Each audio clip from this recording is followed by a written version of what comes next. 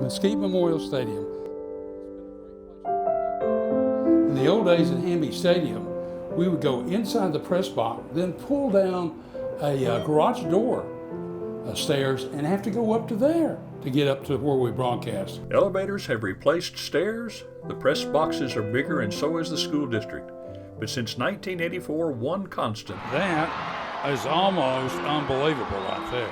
is Ed Johnson on KEOM. I've been coming here all these years, it's like home. Ed himself has always been a constant, calming presence. So that was a regional basketball tournament. There could be a bomb go off under his desk, and he would look around and say, that was unusual. I try to be calm, and sometimes it's easier to be calm when somebody else is not being calm. So we balance each other off pretty good, I guess you could say. Ed was a coach before moving to the broadcast booth, and it's something he never forgets. I felt connected to the coaching staff, and I still do.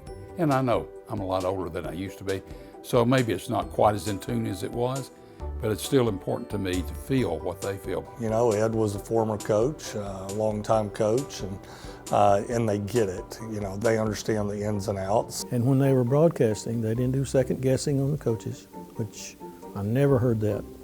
Now, I did hear them second guess the referees sometimes, which we all have done sometimes. You can't think of Ed Johnson without Steve Glenn. For 36 years, they've been broadcasting games together, with each other, and with their wives. This is my chair, then Jenny sits to my left, Steve's right here to my right, and Vicky's just right there. I don't think of them separately. I think of them as a team. I think of the foursome, Steve and Vicky and Ed and Jenny. Fast break pass, up to Washington. Washington underneath with a reverse layup, and she will score. Throughout their careers, they've tried to be fair about covering every sport from every high school in the district. My whole thought about the whole thing was that we need to be fair to the students in every sport. Boys and girls, we need to try to equal out the number of broadcasts. 18 all, here's Boyd for three, that's a long one, and Boyd gets it. Boyd with a three. It is important to give coverage to all the kids in every sport.